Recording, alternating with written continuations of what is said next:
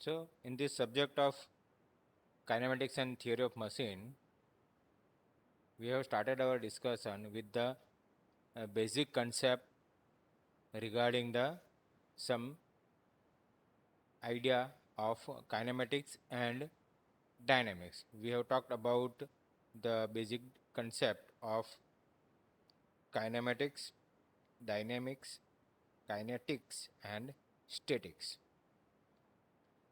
Then we have uh, identified the difference between the machine and structure, and we talked about kinematic link or kinematic element. So that a kinematic element is classified as first rigid link. In that one, it does not go under any deformation while transforming the motion, and the examples are connecting rod, crank, etc. That is the first type of kinematic link. Then second is a flexible link. In that one, flexible link is that partly deform in a manner not to affect the transmission of motion. And examples are belt, rope, chain, wires. These are the example of a flexible link. And third, hydraulic link or fluid link. In that one, some fluid that is in a receptacle, and the motion is transmitted through the fluid by a pressure or compression. And as examples are hydraulic press, hydraulic jacks, brakes. Okay, so these are the types of the link. Then we have talked about the types of constrained motion. So first one is a completely constrained motion, and the example of that completely constrained motion is that when we have a square bar which moves in a square hole.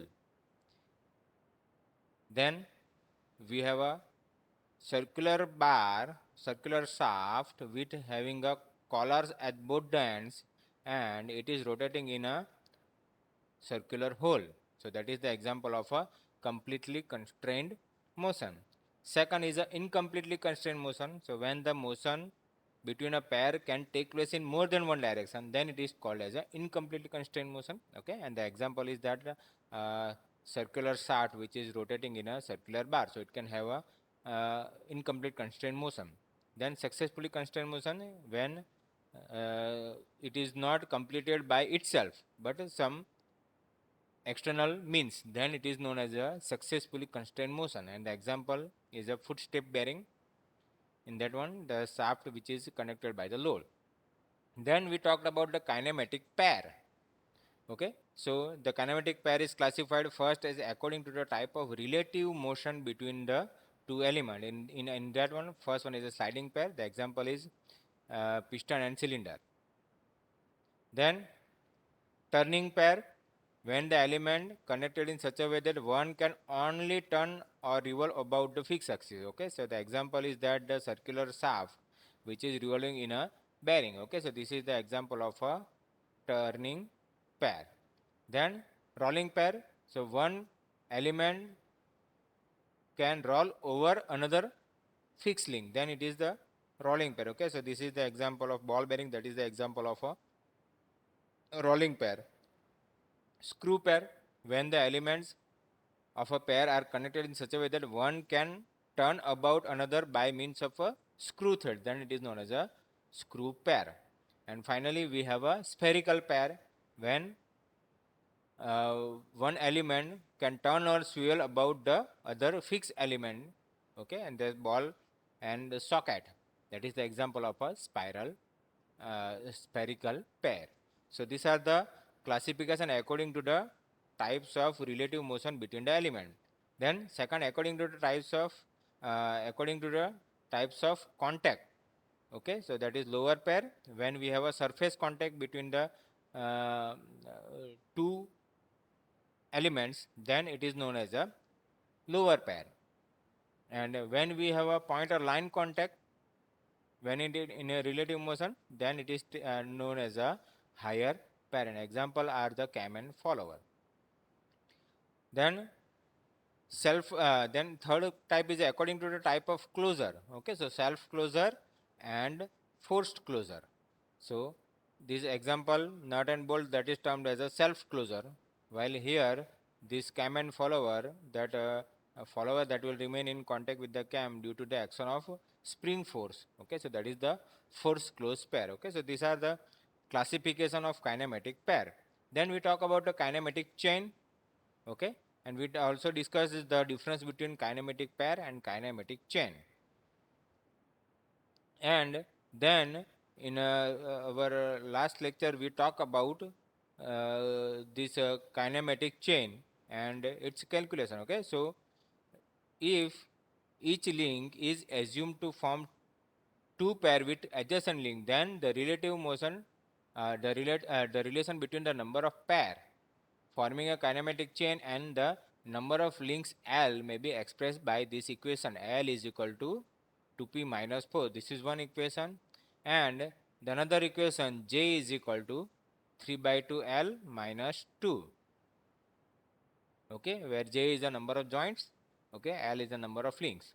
And based on that, we have done the calculation for three links, okay, AB, BC, and CA. In that one, we find out that by using equation 1, we will get a left hand side is greater than right hand side.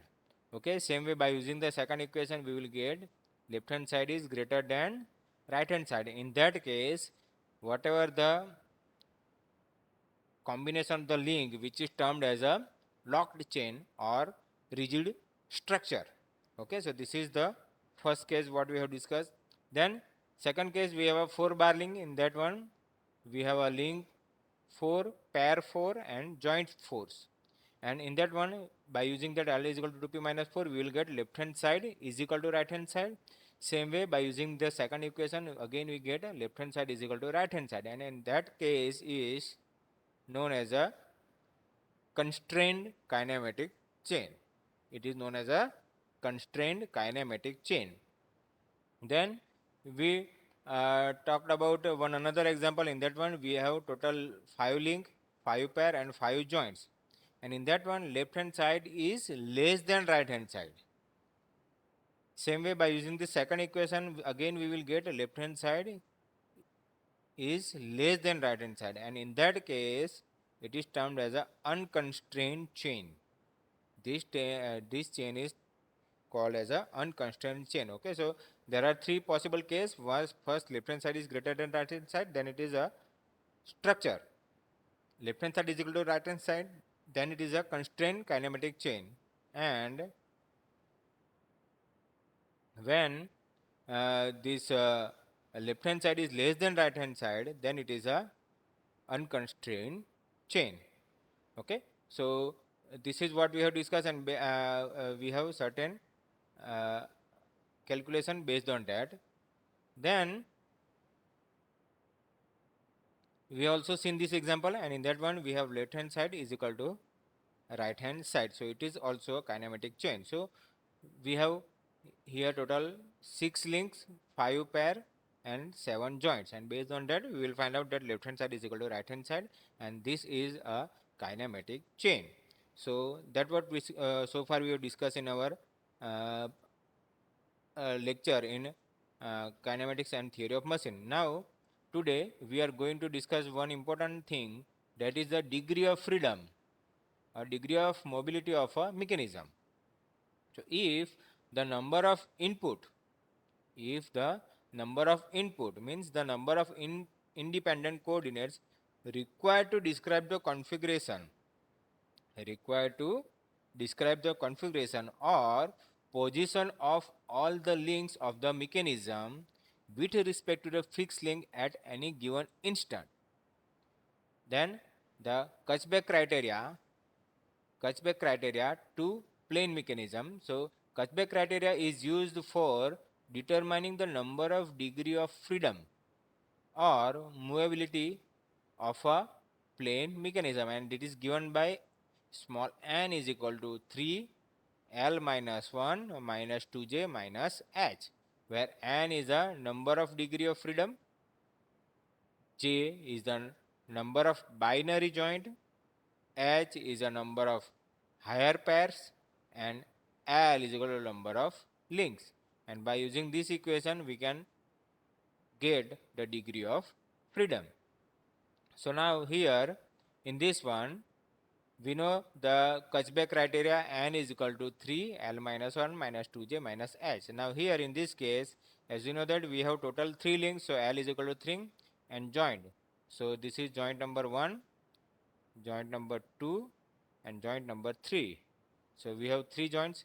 Now here there is no higher pair, so this h is going to be 0.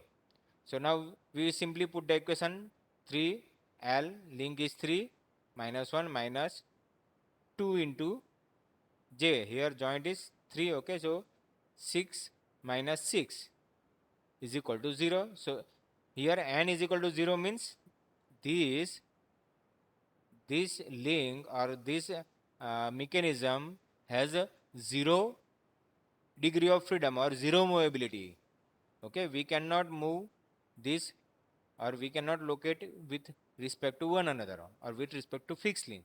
So that's why when we have a 3 links, then it is called as a structure. Okay, and that what we have discussed earlier so far. Here in this one again, here we have left hand side is greater than right hand side, left hand side is greater than right hand side, so that it will be considered as a lock chain. Lock chain means it cannot move. Okay, and that is derived by this Kutzbach criteria. Okay, so here this n is equal to 0, and when n is equal to 0 means it has a 0 mobility or 0 degree of freedom, means it cannot or we cannot define the configuration or position of the all link with respect to that fixed link. So that is for a fixed or for n is equal to 3, that will become 0. Then we take the 4 bar mechanism. In that one we have, this is link number 1, link number 2, link number 3 and link number 4. Now in this case, in all this case, what is the our requirement is that we have one fixed link, and with respect to that fixed link we have to define the configuration of all other link. Okay, so if you see here, this link number 1 is fixed.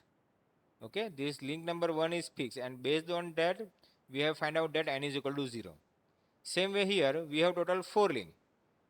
Okay, and this link number 1 again it is going to be fixed. Okay, so this is link number 1, this is BC is link number 2, CD is link number 3 and DA is link number 4. And joint is first 1 and 2, when it is joining it is 1, this is second joint, this is third joint, and this one is a fourth joint. Okay, so here we have total joint is equal to 4 and link is equal to 4.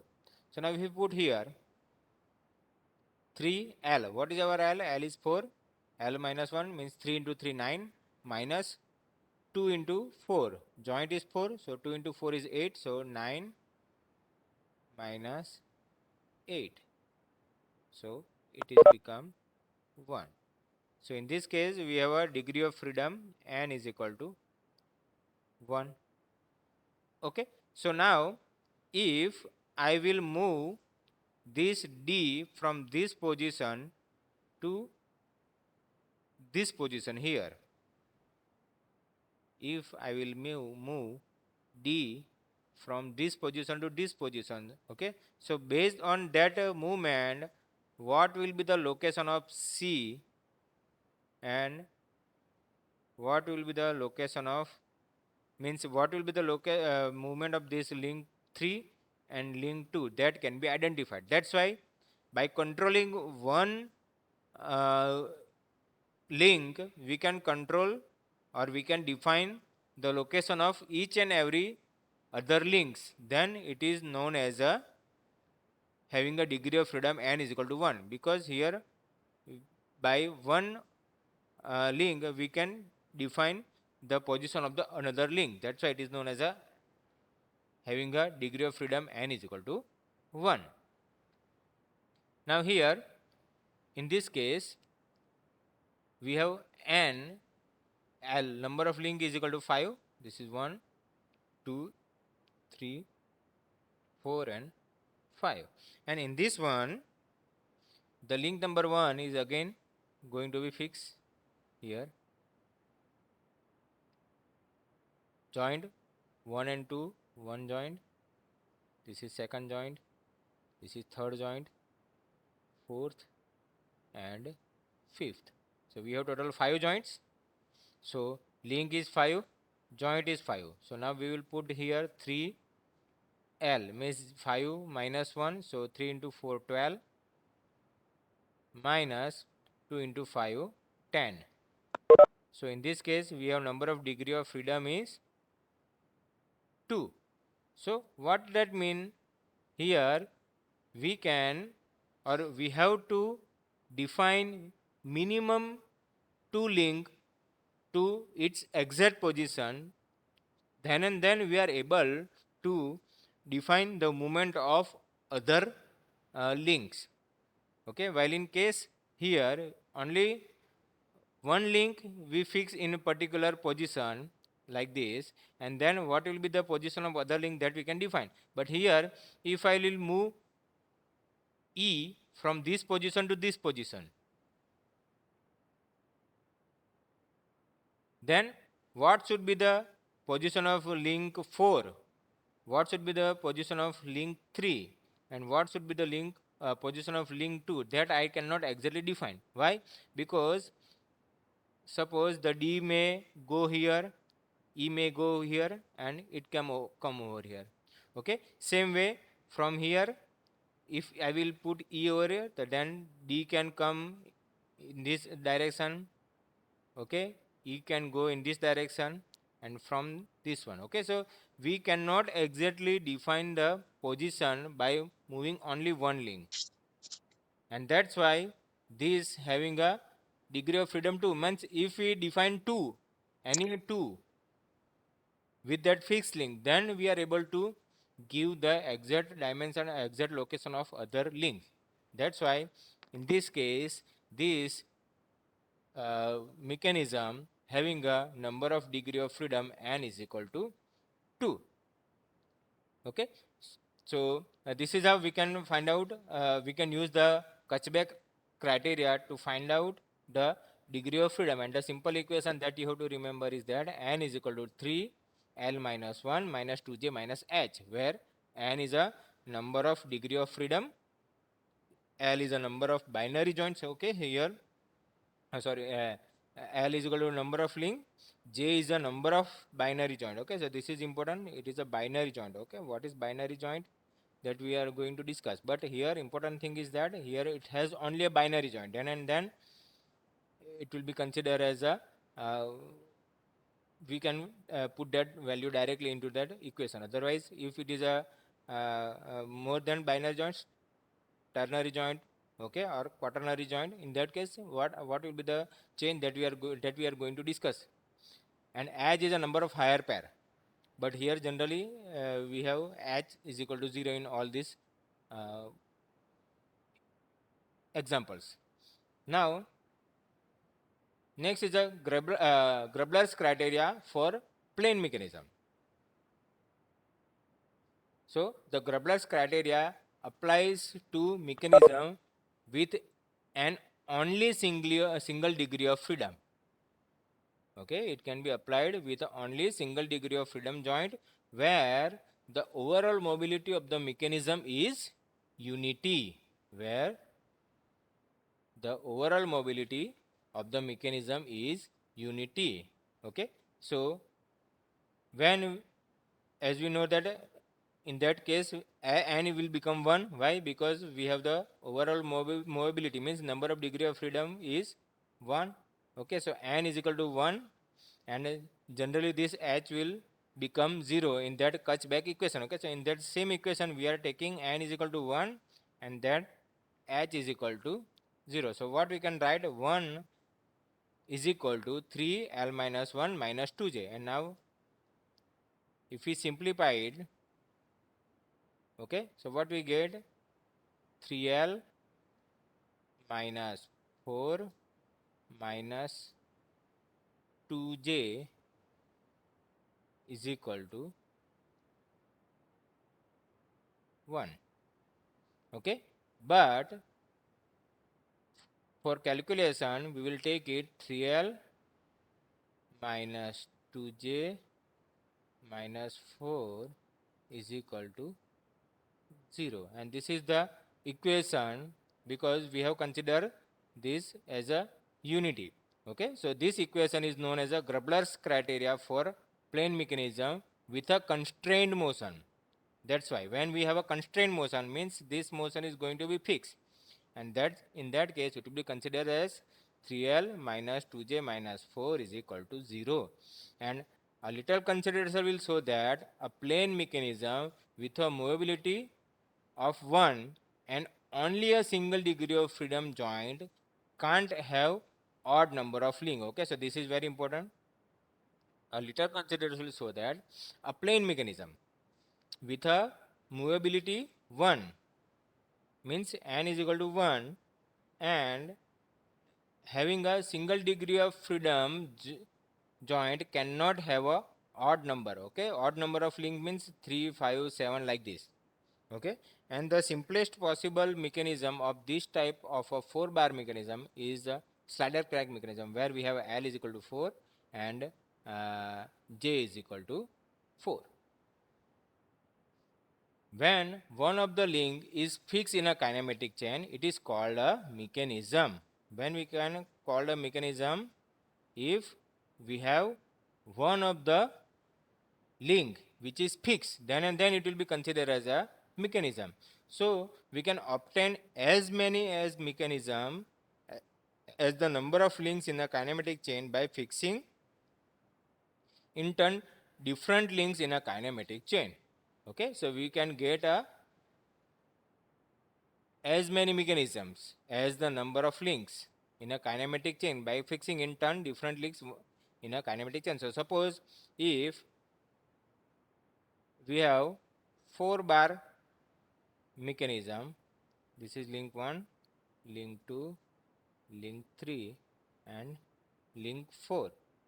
Okay, and if I will fix this, okay, if I will fix this now by moving this 4 we can get the mechanism, by moving this 2 also we can get a mechanism, and by moving this 3 also we can get certain amount of mechanism. Okay, so we have as many number of mechanism which are possible as number of links are available. Okay, so here we have total 3 different links which is not fixed, so in that case we have 3 different mechanism which can be possible. Okay, and the method of obtaining different mechanism by fixing different link in a kinematic chain, that is known as the inversion of a mechanism. Okay, and it may be noted that the relative motion between the various links are not changed in any manner through the process of inversion. Okay, so this is important. It may be noted that the relative motion between the various links are not changed. Okay, so if the relative motion that is in a particular direction in particular uh, position, it will remain as it is. Okay, it is not going to be uh, changed or affected by this purpose of this inversion, but their absolute motion may be changed drastically. Okay, so there either you can see here, suppose this link 3 will move with respect to link 4 in clockwise direction, or it may can also move in a anti-clockwise direction. Okay, that may be possible, but this motion with respect to in transverse direction, that is not possible. Okay, so that may not be changed. Okay, but it's absolutely motion with respect to that fixed link that may be changed. Okay, and uh, now we are going to discuss about the types of kinematic chain, because we know that in that kinematic chain we have to fix one link, minimum one link. Okay, and by fixing that link we are able to convert that kinematic chain into mechanism. Okay, so here we are going to see the various types of kinematic chain. Okay, so the most important kinematic chains are those which consist of 4 lower pair okay, which consists of 4 lower pair, each pair being a sliding pair or a turning pair. The following 3 types of kinematic chains with 4 lower links are important. And what are that? First one is a 4 bar chain or quadratic chain. Second one is a single slider crank chain. And third one is a double slider crank chain. Okay, and how that single slider and 4 bar quadratic chain and double slider crank chain will work. Okay, that we are going to discuss in our next lecture.